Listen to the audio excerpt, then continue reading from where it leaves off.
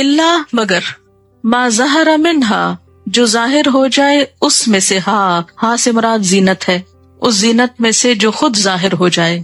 زینت سے مراد آرائش ہے، خوبصورتی ہے. اس کا اطلاق 3 چیزوں پر ہوتا ہے. نمبر 1 لباس، نمبر 2 جسم، نمبر 3 بناؤ سنگھار کی چیزیں، میک اپ جس کو کہتے ہیں. لباس میں ایسا لباس جو بہت کلرفل ہو، اس پر باقاعدہ خوبصورت کڑھائی وغیرہ یا اس کو خوبصورت بنایا گیا ہو.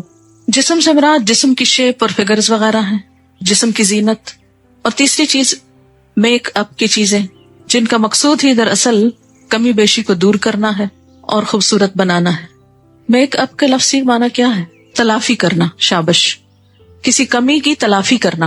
یعنی انسانی جسم میں اگر کوئی کمی ہے، کوئی خرابی ہے، مثلا چہرے کے رنگ میں یا اسکن میں یا آنکھوں کی شیپ میں، مثلا کوئی ایسی چیز ہے کہ جو خوبصورت نگاہوں کے خلاف جاتی ہے، خوبصورت آنکھوں کے، یا ہونٹوں پر کوئی ایسی چیز لگانا کہ جس سے ہونٹوں کا رنگ زیادہ نکھر جائے اور زیادہ خوبصورت نظر آئے انسان.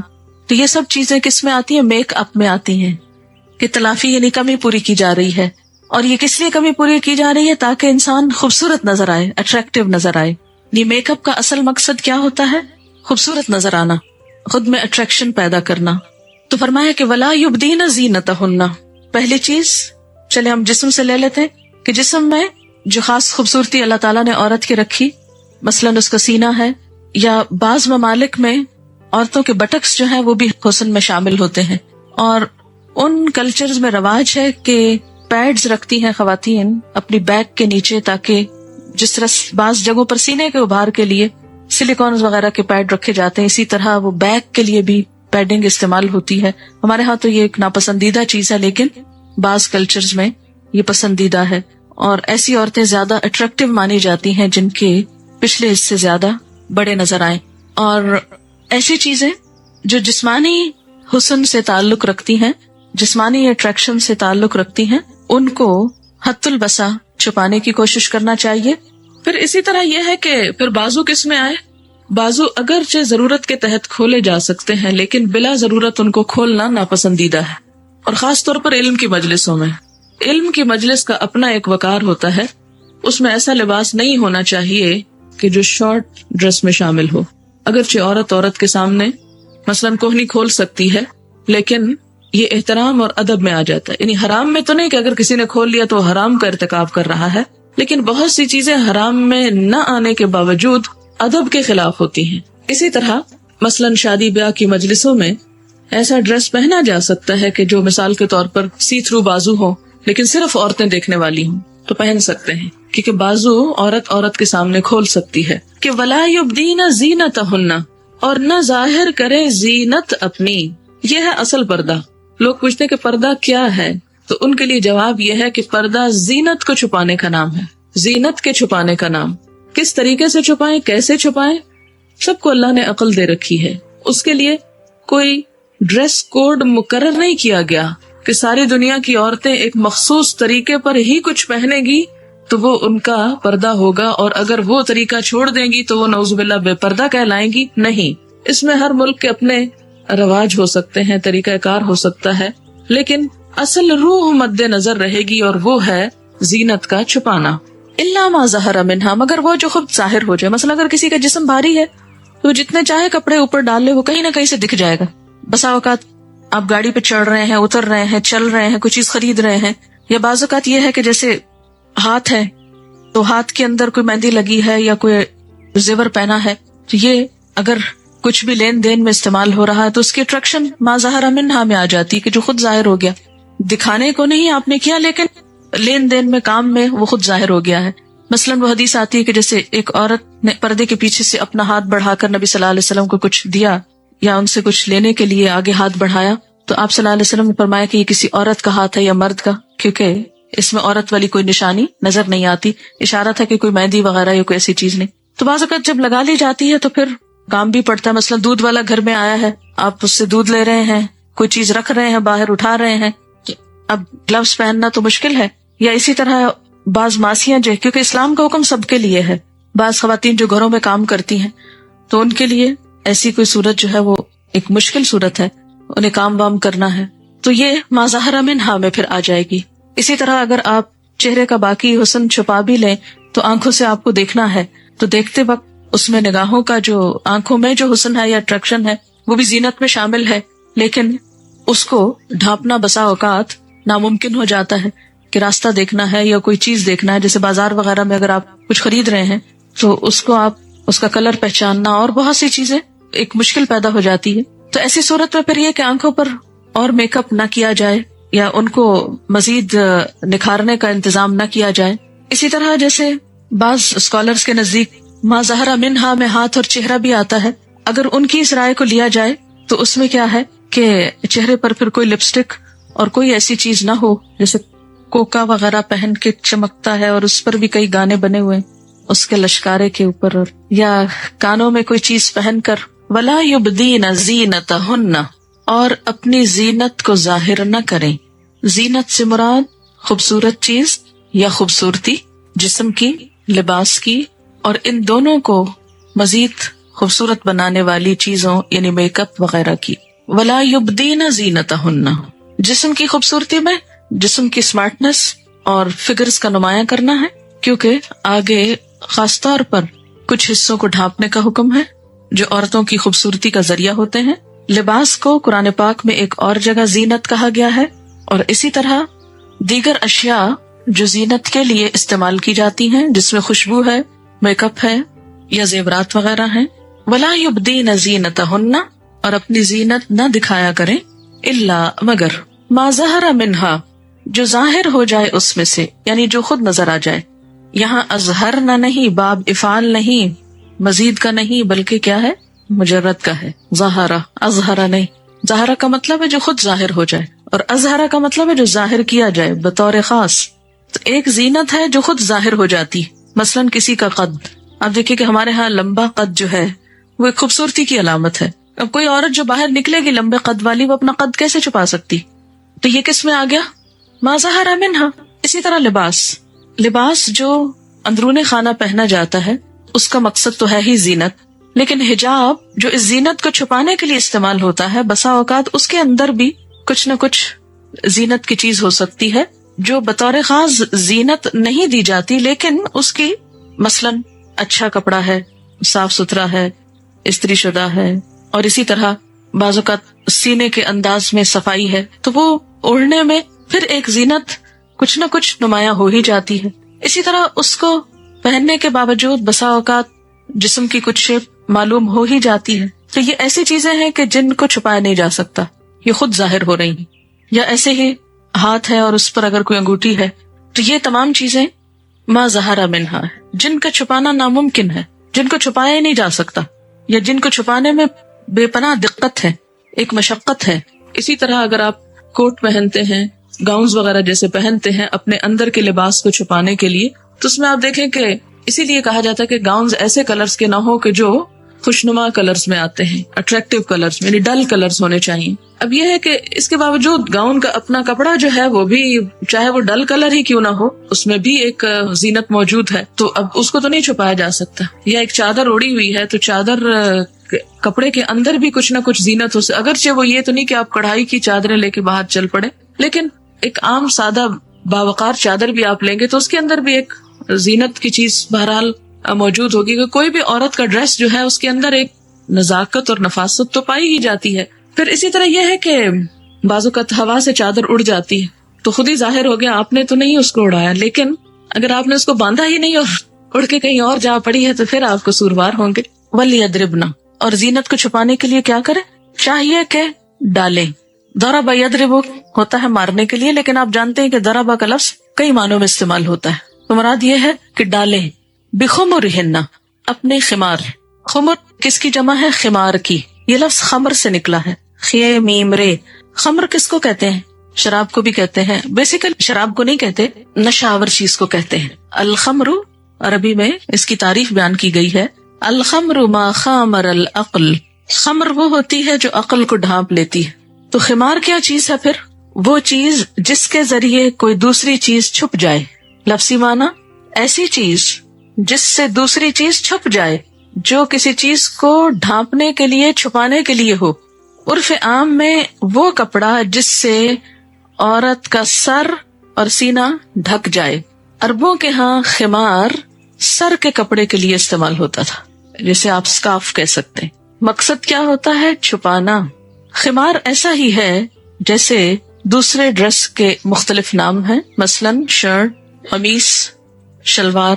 انگریزی میں کچھ اور نام ہے، ٹراؤزر ہے، ٹی شرٹ ہے، شرٹ ہے، کیپ ہوتا ہے مردوں کے لیے.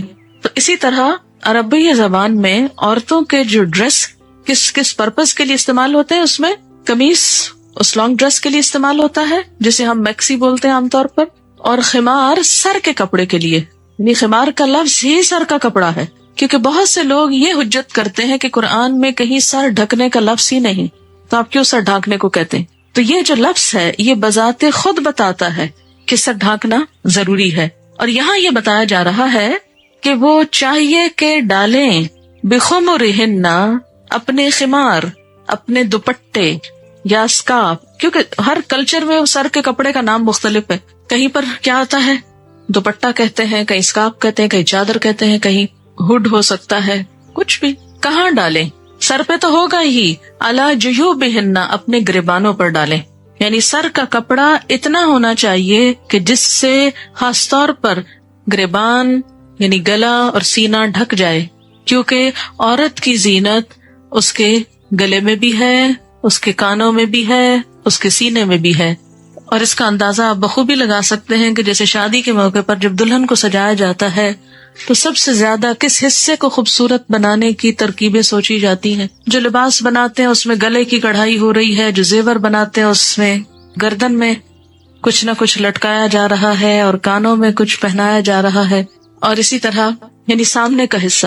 عرب عورتوں کے ہاں رواج کیا تھا کہ وہ اپنی زینت کو ظاہر کرنے کے لیے سر کے اوپر کپڑا اس طرح باندھتی کہ باندھ کر اس کو پیچھے پھینک دیتی، آگے نہیں لاتی تھی. تو اس سے سب کچھ ایکسپوز ہو جاتا تھا. پوری عورت کی زینت کی جگہ یعنی سینہ، گلا، کان اور گردن یہ ساری کی ساری ننگی ہوتی تھی. تو اسلام نے کیا کہا کہ عورت کیا کرے؟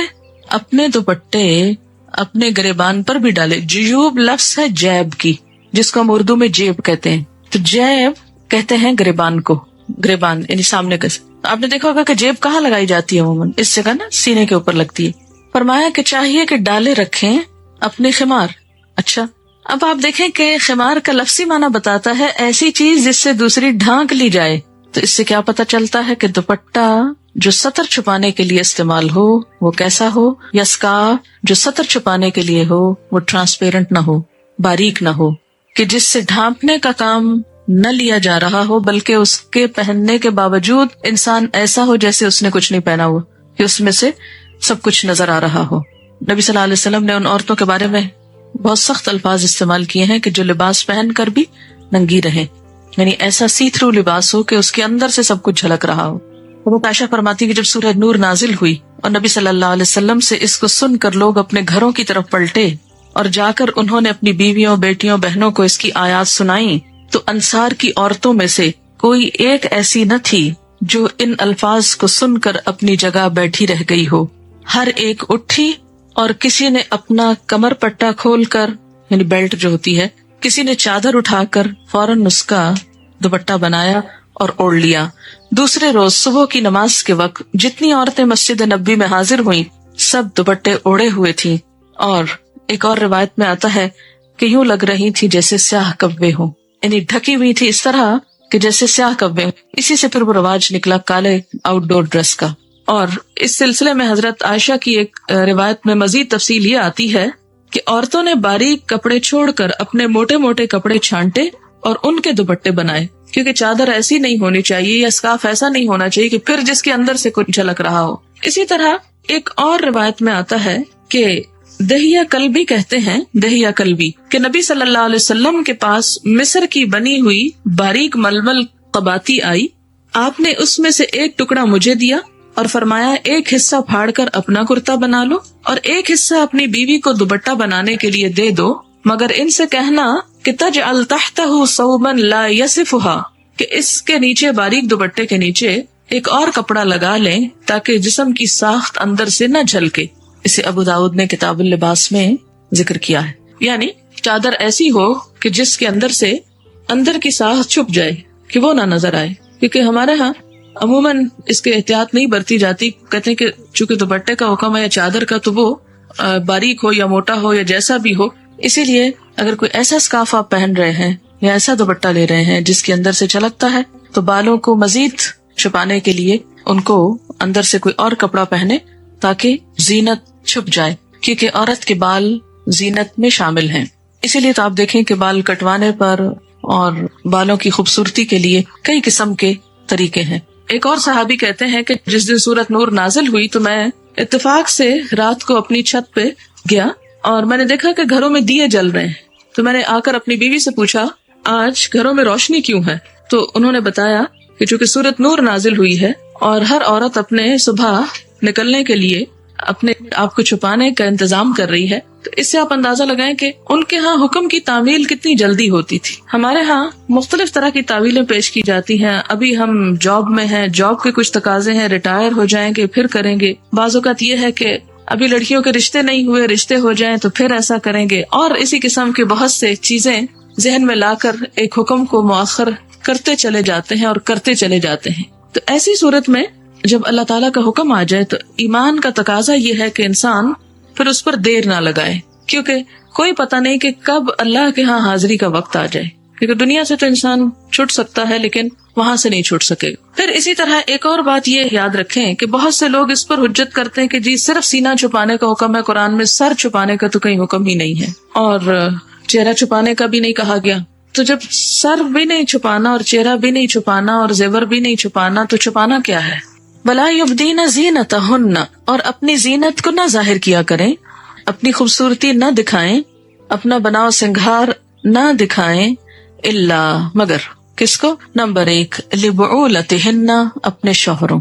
یاد رکھیے سب سے پہلا حق عورت کی زینت دیکھنے کا اس کے شوہر کا ہے, کسی اور سے پہلے.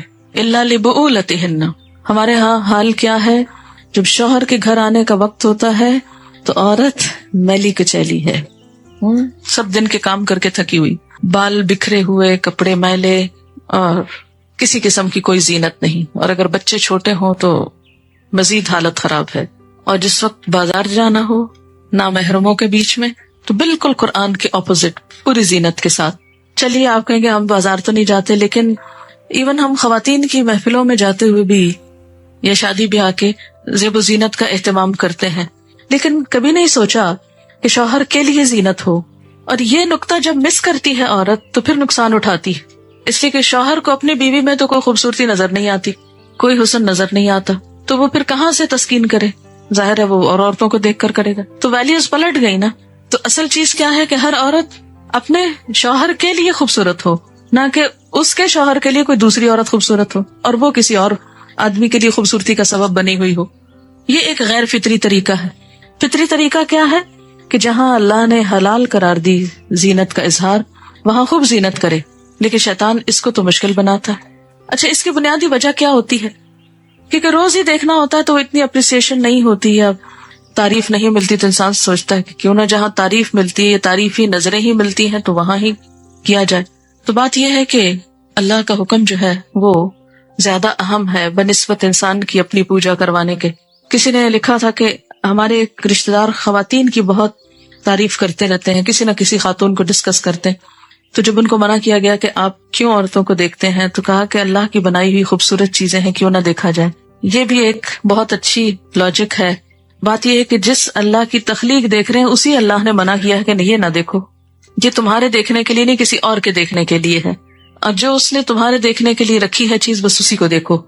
اور پھر یہ ہے کہ صرف عورت ہی میں تو خوبصورتی نہیں, بہت سی خوبصورت چیزیں دنیا میں اللہ نے پیدا کی ہیں. تو جن کو دیکھنا اللہ نے حلال کیا وہ دیکھو, جن کو دیکھنا حرام کیا اس سے رک جاؤ, یہی تو امتحان ہے. وَلَا يُبْدِينَ زِينَتَهُنَّ إِلَّا لِبُعُولَتِهِنَّ, اور نہ ظاہر کریں اپنی زینت مگر اپنے شوہروں کے سامنے. بعولہ بعل کی جمع ہے, شوہر. او آبائہن, یا باپ. یاد رکھیے کہ شوہر اور باپ میں پھر فرق ہے. شوہر کے سامنے عورت ہر قسم کی زینت ظاہر کر سکتی ہے, ظاہری زینت بھی اور باطنی زینت بھی. زینت پھر دو طرح کی ہوتی, ایک ظاہری اور ایک باطنی. باقی رشتہ داروں کے سامنے صرف ظاہری زینت اور شوہر کے سامنے دونوں زینتیں، اسی لیے اس کا ذکر سب سے پہلے آیا۔ ظاہری زینت کون سی ہے؟ مثلا لباس کی زینت ہے، چہرے پہ اگر کچھ میک اپ ہے یا کچھ زیور وغیرہ پہنے ہوئے ہیں، یہ تو ظاہری زینت ہے۔ تو باطنی زینت جو ہے وہ جسمانی زینت ہے۔ تو شوہر کے لیے باطنی زینت اور ظاہری زینت دونوں کا اظہار جائز ہے، جبکہ باپ کے سامنے یا شوہر کے باپ کے سامنے یا او آبائے ہننا او آبائے بعولتہننا، اپنے باپ یا شوہروں کے باپ یعنی خسر یا سسر جس کو کہتے ہیں، او ابنائے ہننا یا اپنے بیٹے، او ابنائے بعولتہننا یا اپنے شوہروں کے بیٹے یعنی سوتیلے بیٹے، او اخوانہننا یا اپنے بھائی، او بنی یا بیٹے اخوانہننا اپنے بھائیوں کے، کون ہوئے؟ بھتیجے، او بنی اخواتہننا یا بیٹے بہنوں کے، اپنی بہنوں کے۔ اور یاد رکھیے کہ اس میں سگے سوتیلے سب شامل ہیں، بھائی اور بہنوں میں، ان سب کے سامنے۔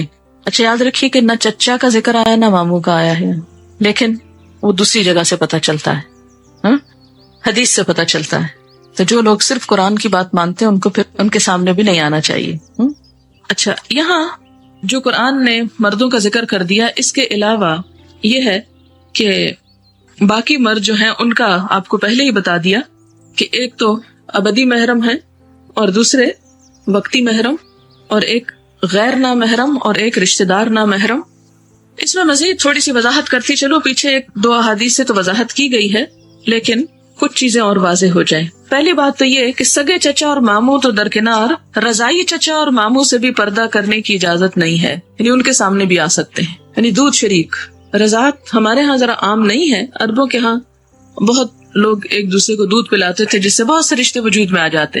رضاعت ان سارے رشتوں کو حلال کر دیتی ہے جو نسب کرتا ہے، یعنی نسب کی وجہ سے جو تعلق پیدا ہوتا ہے وہی رضاعت کی وجہ سے ہوتا ہے۔ صحیح بخاری میں بھی الفاظ کچھ اس طرح آتے ہیں کہ رضاعت سے وہ رشتے بھی حرام ہو جاتے ہیں جو نسب کی وجہ سے ہوتے ہیں، یعنی جن سے نکاح نہیں کیا جا سکتا۔ مراد یہ ہے کہ جو محرم ہو گئے، اور محرم کا لفظ بھی اسی سے ہے جس سے نکاح حرام ہو۔ اب اسی طرح یہ ہے کہ جو رشتہ دار ابدی حرمت میں نہیں آتے، ایسی صورت میں بے تکلف زینت کے ساتھ نہیں آ سکتے ان کے سامنے، جیسے سالی اپنے بہنوئی کے سامنے چہرے اور ہاتھوں کا تو کوئی پردہ نہیں، لیکن اگر میک اپ وغیرہ کیا ہوا ہے یا زینت ہے زیادہ تو اس میں احتیاط برتنی چاہیے، کیونکہ آپ دیکھتے ہیں کہ بعض اوقات ایسے ایسے حادثے پیش آ جاتے ہیں کہ بیوی ناپسند آنے لگتی اور سالی پہ نظر ہو جاتی ہے۔ تو یہ اسی وجہ سے زینت کا وہ اظہار ان کے سامنے نہیں ہونا چاہیے کہ جو اپنے بھائیوں کے سامنے ہو سکتا ہے۔ اسی طرح چچا زاد بہن بھائی جو ہیں، کزنز جو ہیں، ان کے سامنے ینگ ایج میں تو بہت ہی احتیاط برتنے کی ضرورت ہے، لیکن جب ہر ایک اپنے اپنے شادی شدہ اپنے اپنے گھروں میں ہو جائے تو وہ بھی رشتہ دار نامحرم میں آ جاتے ہیں، لیکن ان کے سامنے بھی چہرہ اور ہاتھ بوقت ضرورت کھولا جا سکتا ہے، جس میں آپ دیکھیں مثال کیا ہے، اس کی دلیل کیا ہے۔ حضرت ام ہانی ابو طالب کی بیٹی تھی اور نبی صلی اللہ علیہ وسلم کی چچا زاد بہن تھی، آخر وقت تک حضور کے سامنے ہوتی رہی اور منہ اور چہرے کا پردہ انہوں نے آپ سے کبھی نہیں کیا، جس سے کیا پتہ چلتا ہے کہ بڑی عمر میں جو نامحرم رشتہ دار آتے ہیں ان کے سامنے عورت آ سکتی ہے۔ پھر اسی طرح ایک اور روایت ہے کہ حضرت عباس اپنے بیٹے فضل کو اور ربیعہ بن حارث بن عبد المطلب نبی صلی اللہ علیہ وسلم کے حقیقی چچا زاد بھائی اپنے بیٹے عبد المطلب کو نبی صلی اللہ علیہ وسلم کے ہاں یہ کہہ کر بھیجتے ہیں، اب تم لوگ جوان ہو گئے ہو، تمہیں جب تک روزگار نہ ملے تمہاری شادیاں نہیں ہو سکتی، لہٰذا تم حضور صلی اللہ علیہ وسلم کے پاس جا کر نوکری کی درخواست کرو۔ یہ دونوں حضرت زینب کے مکان پر حضور کی خدمت میں حاضر ہوئے۔ حضرت زینب فضل کی حقیقی پھوپھی زاد بہن تھی اور عبد المطلب بن ربیعہ کے والد سے بھی ان کا وہی رشتہ جو فضل سے، لیکن وہ ان دونوں کے سامنے نہیں ہوتی، کیوں؟ ینگ تھے۔ تو اس سے یہ بات آپ پہ واضح ہو گئی ہوگی کہ ینگسٹرز جو ہیں وہ کزنز ایک دوسرے کے سامنے نہیں آ سکتے، لیکن حضرت ام ہانی جو تھی عمر رسیدہ تھی اور حضور کے سامنے آتی رہی، تو جب عمر بڑی ہو جائے تو پھر اس صورت میں پابندیاں کم ہو جاتی۔ پھر اسی طرح یہ ہے کہ جس رشتے میں شبہ پڑ جائے وہاں احتیاط لازم ہے۔ او بنی اخواتہن یا بھانجے، او نسائہن یا اپنی عورتیں۔ اپنی عورتوں سے مراد کیا ہے؟ اپنی جانی پہچانی عورتیں، ایسی عورتیں کہ جن سے کسی برائی کا اندیشہ نہیں، نہ بری نظروں کا اور نہ ہی برائی کی طرف لے جانے کا۔ بعض نے اس سے مراد مسلمان عورتیں کہا اور کہا کہ غیر مسلم عورتیں جو ہیں ان کے سامنے زینت نہیں ظاہر کرنی چاہیے، لیکن جو اصل معنی اس کا کیا گیا ہے اور امام رازی کے نزدیک جو صحیح مذہب ہے اور جو راجح رائے ہے، اس کا مطلب کیا ہے کہ اپنی جان پہچان کی ایسی عورتیں کہ جو فاحشہ نہیں، بدکار نہیں، پروسٹیٹیوٹس نہیں، یا کسی برائی کی طرف لے جانے والی نہیں، یا عورت کے حسن کو کہیں اور ڈسکرائب کرنے والی نہیں، بلیک میل کرنے والی نہیں، یعنی جانی بوجھی تعلقات والی عورتیں، خواہ وہ مسلم ہوں یا غیر مسلم ہوں، کیونکہ اس کی تائید میں وہ احادیث بھی آتی ہیں جس میں ازواج مطہرات کے بعض اوقات یہودی یا عیسائی عورتیں آتی تھیں۔ تو اصل چیز مذہبی اختلاف نہیں، اخلاقی حالت ہے، اور اس میں خاص طور پر ایک تو انڈرسٹوڈ ہے وہ عورتیں جن کو فاحشہ عورتیں کہا جاتا ہے، جیسے پروسٹیٹیوٹس وغیرہ۔ کیوں؟ اس لیے کہ ایک تو ان کی اپنی شرم و حیا جو ہے وہ ختم ہوتی ہے، اور جب آپ ایسے لوگوں کے پاس اٹھتے بیٹھتے ہیں جن کے اندر کوئی حیا نہیں تو وہ رنگ چڑھنے کا اندیشہ ہوتا ہے۔ یعنی ان کی عورتیں، ان جیسی شریف عورتیں، یعنی اپنے جیسے اخلاق کردار کی۔ اور اس کے بارے میں ایک واقعہ بھی لوگ کہتے ہیں کہ حضرت عمر نے حضرت ابو عبیدہ کو لکھا، میں نے سنا ہے کہ مسلمانوں کی بعض عورتیں غیر مسلم عورتوں کے ساتھ حماموں میں جانے لگی ہیں، اور حمام میں جا کے تو ظاہر ہے کہ انسان وہاں زینت کا اظہار ہوگا نا، تو عورت کا سینہ، اس کے بازو، یہ سب کچھ زینت میں آ جاتے ہیں، تو وہ ان عورتوں کے سامنے پھر ظاہر نہ کریں۔ تو انہوں نے کہا کہ حالانکہ جو عورت اللہ اور یوم آخرت پر ایمان رکھتی ہے اس کے لیے حلال نہیں کہ اس کے جسم پر اس کے اہل ملت کے سوا کسی اور کی نظر پڑے۔ یہ خط جب حضرت ابو عبیدہ کو ملا تو ایک دم گھبرا اٹھے اور کہنے لگے، خدایا جو مسلمان عورت محض گوری ہونے کے لیے ان حماموں میں جائے اس کا منہ آخرت میں کالا ہو۔ تو مطلب یہ کہ انہوں نے اس کو ناپسند کیا کہ مسلمان عورتیں غیر مسلم عورتوں کے ساتھ ایسی جگہ پر اکٹھی ہوں کہ جہاں پر جسموں کی نمائش مقصود ہو۔ یعنی پھر آپ یاد رکھیں کہ جسم کی نمائش ان کے سامنے نہیں کی جا سکتی، لیکن عام روزمرہ کی ڈیلنگ اور ضروریات، یعنی یہ نہیں کہ ان سے اس طرح کا پردہ کہ جس میں بالکل مردوں سے کیا جاتا ہے، وہ چیز نہیں ہوگی۔ نساء ہنہ میں مذہبی اختلاف نہیں، اخلاقی حالت ہے۔ شریف عورتیں خواہ وہ مسلمان ہو یا نان مسلم ان کے سامنے اپنی زیب و زینت میں آ سکتے ہیں، اور اگر بے حیا عورتیں خواہ مسلمان ہی کیوں نہ ہو ان کے سامنے اپنی زینت کو نہیں کھولنا چاہیے۔ اور ان کے سامنے بھی کیا زینت؟ وہی جو باپ، بھائی، بیٹے کے سامنے ہے۔